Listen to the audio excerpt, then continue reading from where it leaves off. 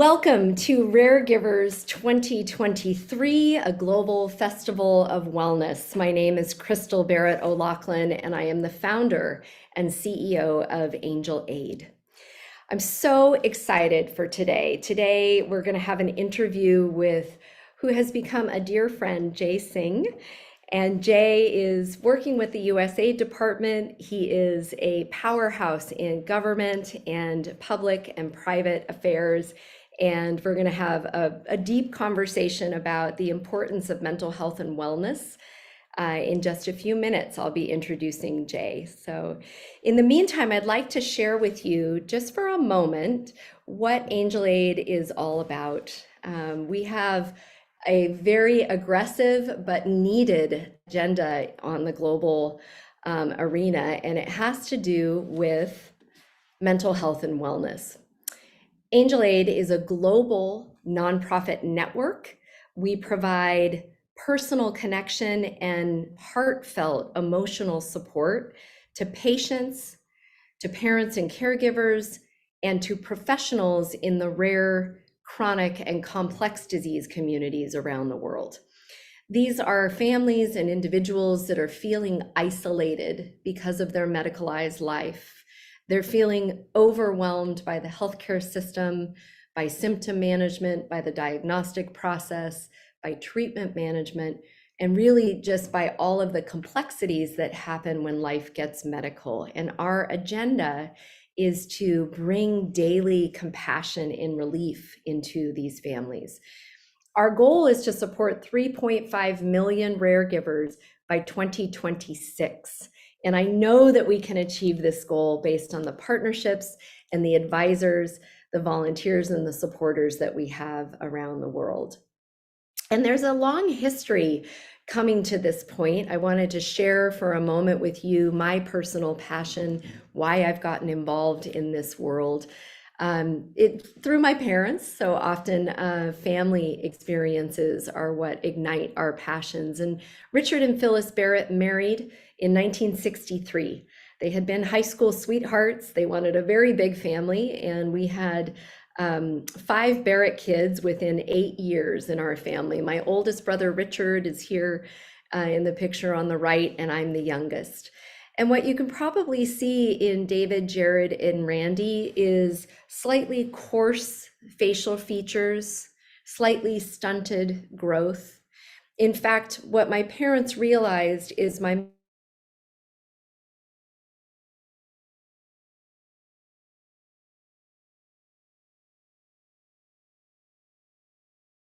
claimed the life of my 3 older brothers at 12 years old, 18, and 19 years old.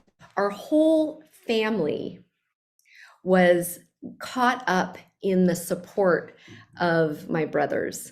And it was the stress of their caregiving that actually broke the family apart. My parents divorced in 1975. If you stick to the end of this broadcast, I will promise you a very happy ending to this story.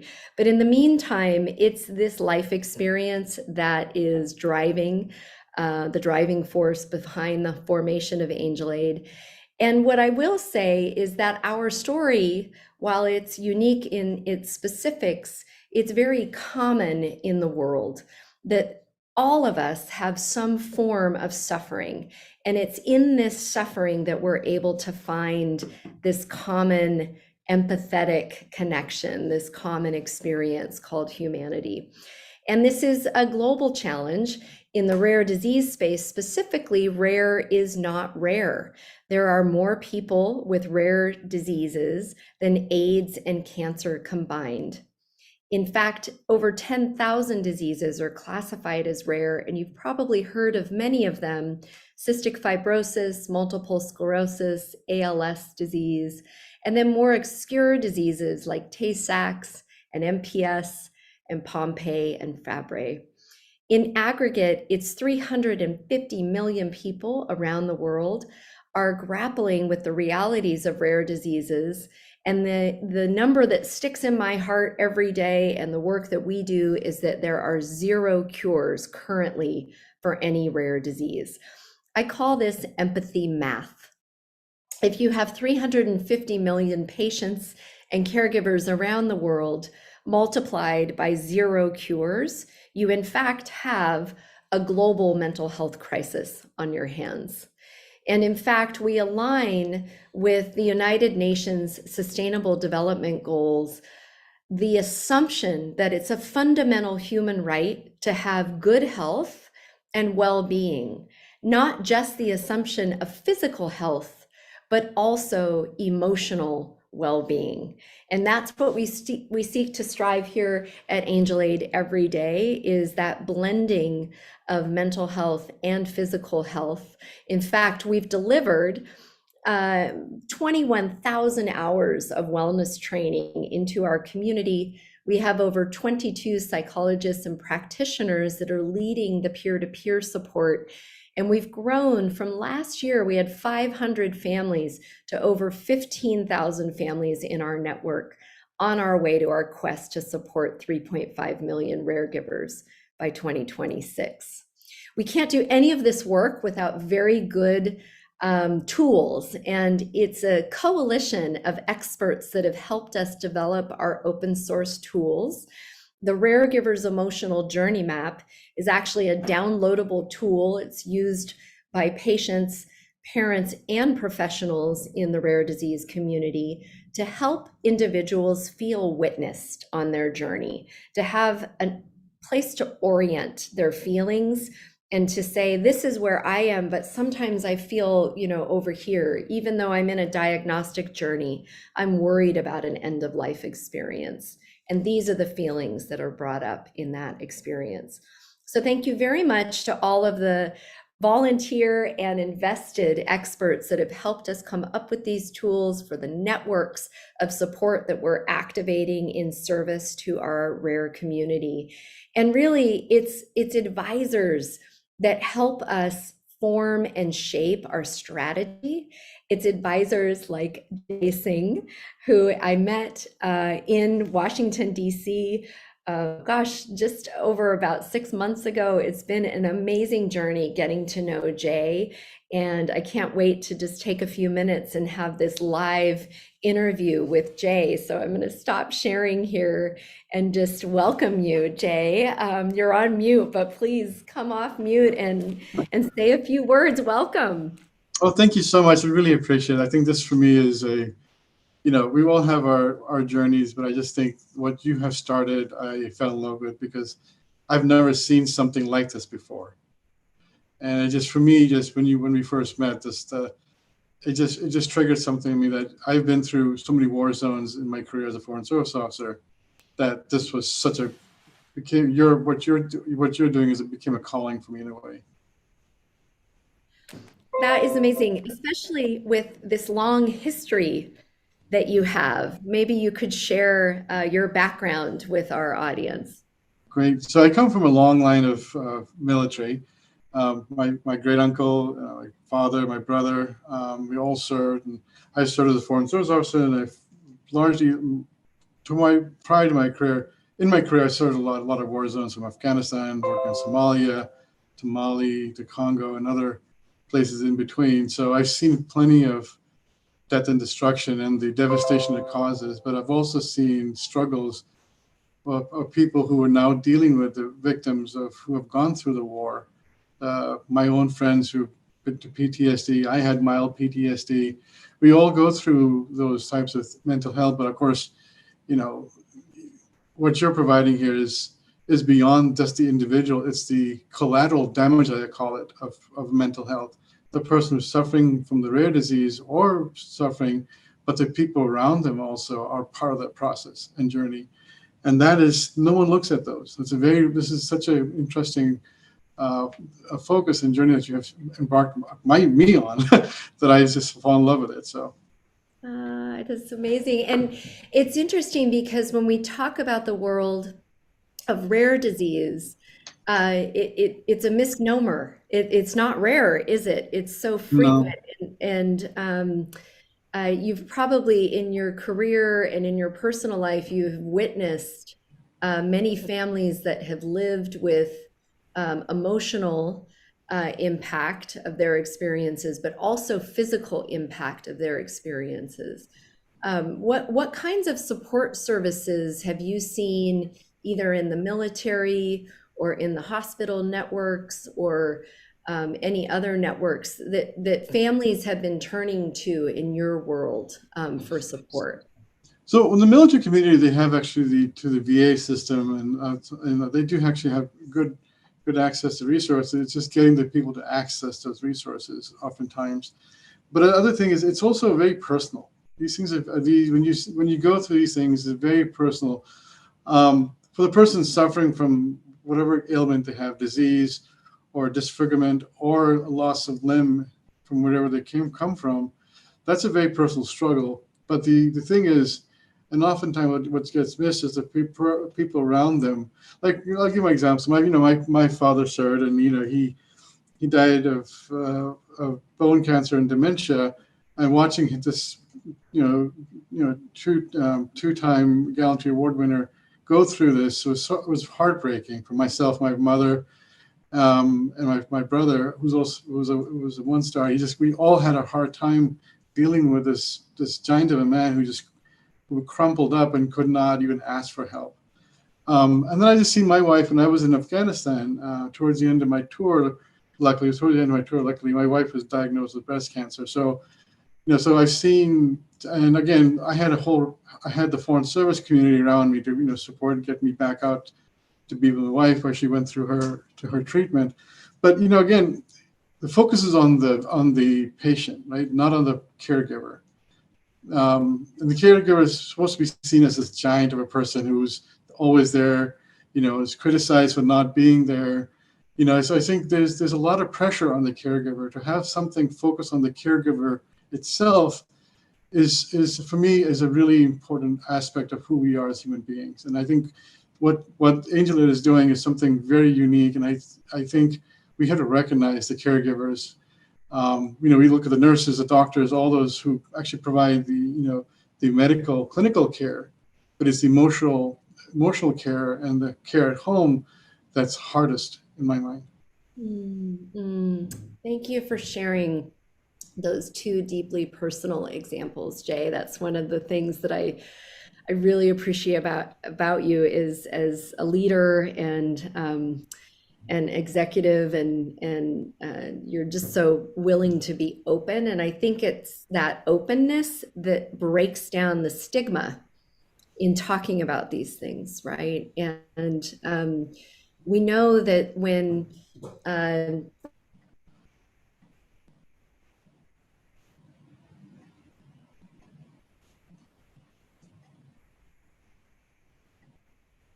actually hiring active military before they are discharged from active service to identify a primary source of support. And that both that primary source of support and the active military serviceman or woman be exposed to mental health and well-being conversations and education. And I think the thing there is to break down the stigma, right? We know you're going to be impacted. You have to. You're an elite life experience, right? So let's talk about it from the beginning. Can you share any thoughts or experiences there? So I can talk both from the military side and the diplomatic side, because now a lot of my colleagues in the Foreign Service have now served side by side. I worked with the 82nd Airborne when I was in Afghanistan, so I've seen both sides of the equation where we're unarmed and they're armed, and you get into a battle, we're hunkered down while they're fighting for us. So there's that, but I've also seen. So I think there's a lot of focus on making sure we stay connected to our families and all that stuff. But I think what needs to happen, I think Admiral McCraven, I really appreciated what he did with the Special Forces community.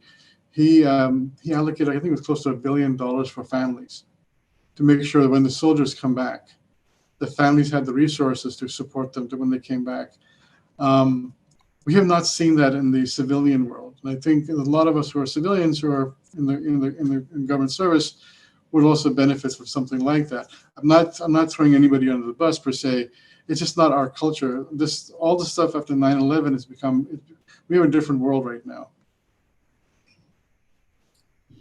It is. It is. It's a the meta crisis of the world was one of the things earlier in the series of broadcasts that Dr. Alyssa Eppel from UCSF has been talking about, how these screens are bringing crisis, not only for the individual that's going through it, but bringing it into our everyday existence in a way like never before. And that we need to protect ourselves in some way from an overwhelm, an overflow of information, and tap into some of the ancient arts of mindfulness and meditation and Mm. yoga and eating well and sleep and all the things we know we should do for ourselves that we always say, oh, I'll do that later. But I'm curious to know what do you turn to specifically for your self-care and well-being? How do you get the stress out of your psyche and your body? So if you don't mind, I might take a few minutes to answer the question. I'll give you two examples. One, when I was working on child soldiers in Africa, so we had a camp where we had these child soldiers came back, and we were trying to rehabilitate them. This is about almost 18 years ago, and I was in this camp where we had these captured child soldiers, like 12 years old, 13 years old kids, as old as my kids were. And I looked into the eyes, and they asked me, "Hey, why don't you ask them a question or two?" But I said, "No, I'm not going to ask any of these kids a question because I'm not a trained psychologist." And asking a question and the kid telling you their answer, um, that's your burden as well, because now you've experienced and they've shared their pain with you. And I was not trained to do that. I mean, I went back to overcome that. I went back to my family and my kids and gave them a hug because I felt really blessed because I had my kids with me. But what these kids had done, it was incredible. And then another place in Congo, we had these warring factions were using rape as a tool of war. So spending time with the rape victims was also eye-opening, because then they share their stories with you and they become part of your psyche. And all of a sudden, you as not a caregiver per se, but as a person who's sharing that burden of that knowledge and experience, it becomes part of you. And so I have a lot of people around me who have gone through that, to rape or through disfigurement because of war. You carry that with you. So it's very hard. So for me, what I've been able to do is, I do meditate. I do believe that, faith is an important part of who I am, but not the faith in terms of a doctrine. I see faith as part of my meditative ability to look at the universe at writ large, right? And I think as we connect ourselves, we have to take time for ourselves spiritually to just decompress. But I think having friends around you, I think this is which I like about caregivers is that, caregivers need friends who understand what they're going through and can share that journey with them. And that's so important. I've been able to do that. A lot of my friends, and we shared our pain, and then that has lightened our load. Because I know someone who's been through what I've been through because they've shared it with me, and vice versa. Even though physically I had not been through what they went through, but at least emotionally I've known their pain, and I've seen their eyes and the tears, and I've incorporated that. So then that has helped lighten their load. So I always make it a point to make sure people are able to lighten their load. Even in my mission right now, I'm the head of mission here. I've mandated 3 hours a week. Please go work out. Just get out of the office and take 1 hour plus another half hour every day just to do something different for yourself and not think about work. I just think it's so important that we have to free ourselves mentally and not get so bound up in our work. And that's how I see, making sure I can make my colleagues smile. And if I can do that, then that smile becomes my smile, and that's important. Yeah. I feel that, Jay. I feel that just personally, having gotten to know you over the past many months. It's an interesting dynamic in our groups, in our support groups. We actually ask that the caregivers leave the disease at the door just set all of the symptom management, disease management, doctor's appointments, insurance claims, all, all of the left brain kind of triage list of things that need to happen, set those aside and step into just that heart to heart active listening and conversation with each other. That witnessing is what we find brings relief, which so often translates into friendships within our community. So I was so glad that you brought that. But the other thing that I do is I practice being alone. Mm, So you want to, because I think, we also need to recharge. I think just being alone and being comfortable by being alone is also cathartic in many ways. I mean, you need to have friends and, hang out and do fun stuff with them. But I think you taking time for yourself and the self-care that you need to have for yourself is really important. And no one can do that better than yourself. yeah. Yeah, thank you for that. And there's a story about Bill Gates. When he was a young man, the whole family was packed up in the car. They were going somewhere, and he was up in his room, and everybody was waiting. And his mother went up, and she said, "Bill, what are you doing?" And he said, "I'm thinking, mother." Right? I just am thinking. I just need a minute to think. So sometimes we just need that time alone to think. Changing directions and using Microsoft as an example, there's a vulnerability in leadership. Satya Nadella is the current CEO of Microsoft and has been very vocal and public about his journey, he and his wife and family's journey with their son who passed away last year and suffered from some quite significant impacts from a health standpoint. And what are your thoughts on the leadership in this country and other countries around the world, private sector, public sector, about how we can just encourage society to be more vulnerable and to talk about emotional well-being? Do you have any sort of big picture final thoughts on how we can Oh change God, where the can I world together? start? No pressure. I mean, I just think, given what's going on in the Middle East and Ukraine, having served in these places, it's hard to think about these things. I honestly feel, this is my personal opinion, healthcare needs to be a right, that we all deserve to have healthcare no matter what. And I know it's a very European model, but I just think on ourselves, we need to think through. I think what Satya has shared with his story is a good example. I mean, he had the resources, but the fact that he shared it with us, it's a human story, right? I think all of us need to recognize that as humans, um, there's a level of community that we need to develop amongst ourselves of what we're going through. No matter what level you are, you can be at the lowest level or at the highest level, like the head of the CEO of Microsoft. I mean, they're powerful people, but they still suffer the same way we do. They all bleed like we do. They all suffer the same way we do. So there's a sense of community that we need to share and develop. And I think what really we need to look at is, all the political discourse, get beyond that. Think about ourselves as human beings, as a community, that our higher purpose is to be humans and to care for each other in many ways.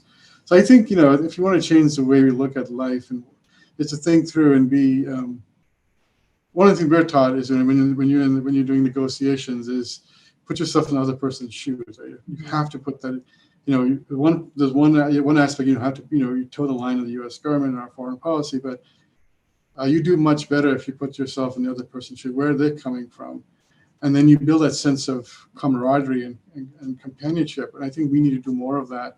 And I think, in a roundabout way, I think what Satya has done, what you started with the Angel Aid, is building that sense of community of care that we dramatically and desperately need. Jay, there's such wisdom and such a heartfelt uh, set of thoughts. I'm so grateful to you. I'm grateful to you for joining our advisory board.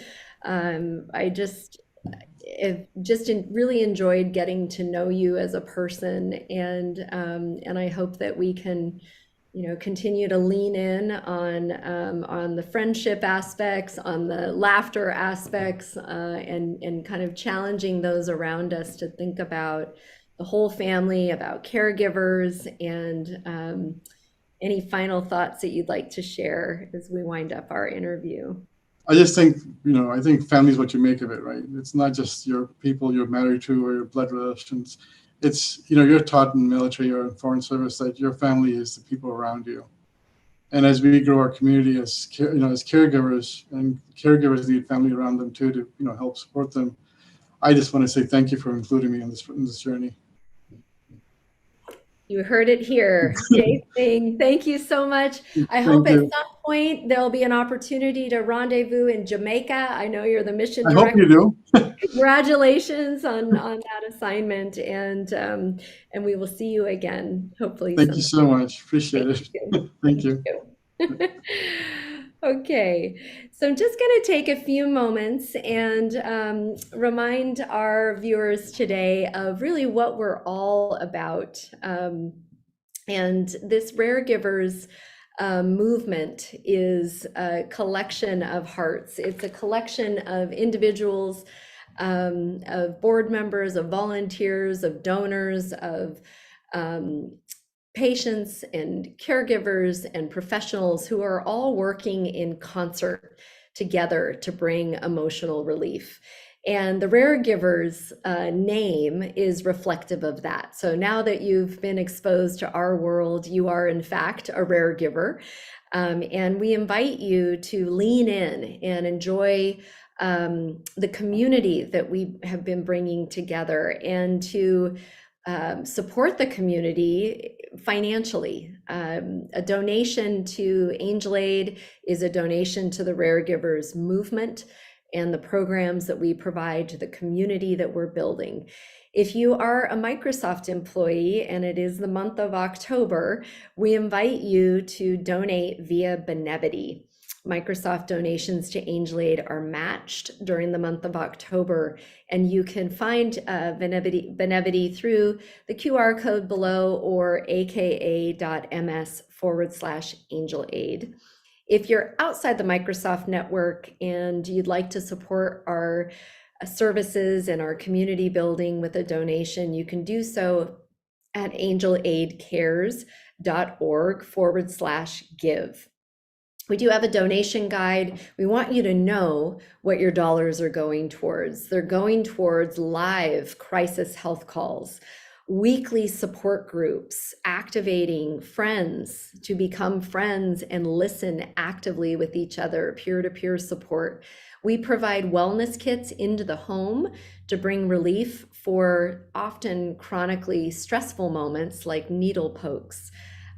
We provide wellness retreat experiences and ongoing support after the experience. And for our Archangel level, those are the change makers in our community that are funding these services at the $5,000 and more level. Thank you so much to our sponsors and our supporters, both from outside the pharmaceutical industry, inside the pharmaceutical industry, and also the patient advocacy organizations that have entrusted us to continue to develop and evolve these mental health support services.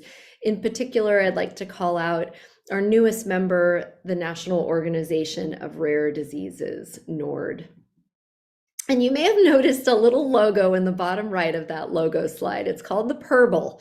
Purble is a calming companion. It was Time Magazine's best invention of 2021. This little guy or gal, depending on what gender you'd like to assign, if you hold a Purble up to your heart and do a gentle petting, he or she will start purring, and you can hear and feel the calming effect. It's one of the most simple and elegant tools for calming children and adults. And we would like to give you an opportunity to win a purple. So for every donation that's made during our Give Month, you will be entered in our drawing to win a purple. So please do make a donation, make a tangible donation to Angel Aid and the support that we provide. In fact, we'd like to thank the many donors and volunteers that have helped make this experience possible and helped make our community possible. Just in the last year, because of your support, we were able to host our very first Spanish-speaking Rare Mothers program outside of Mexico City. We were able to host our first Australia retreat for caregivers in the epilepsy community. And we hosted our first men's retreat here in Barrett Family Ranch in Orange County, California. So thank you. It was your support last year that brought that to us. And in fact, this is a love story. I promised you at the beginning of this broadcast a happy ending to this lifelong experience in the Barrett family. That couple, Richard and Phyllis, that married in 1963, they actually had a long history of forgiveness and discussion about the tragic circumstances that they experienced. And though they did remarry, each of them 2 more times, they found themselves about 15 years ago widowed. And right around that time, the birth of their granddaughter, our daughter, was born. And Richard and Phyllis reunited. They've been back together for quite some time now. And in fact, this year we married my parents yet again, 60 years after the first time here in 2023. So that is a love story for the ages. I hope that you find elements of grace and understanding in family members and those in your community. It's made a huge difference in our Barrett family. We welcome your support, and we welcome anything that you can do to spread the word about Angel Aid and the Raregivers movement. And in fact, if there's anybody in your community, either personal or professional or societal, that you think would benefit from our services, please refer them to angelaidcares.org. Have us follow on social, Facebook, Instagram, Twitter, or LinkedIn at Angel Aid Cares. And if you'd like to download a copy of the Emotional Journey Map and the discussion guide that goes with it, you can visit raregivers.global.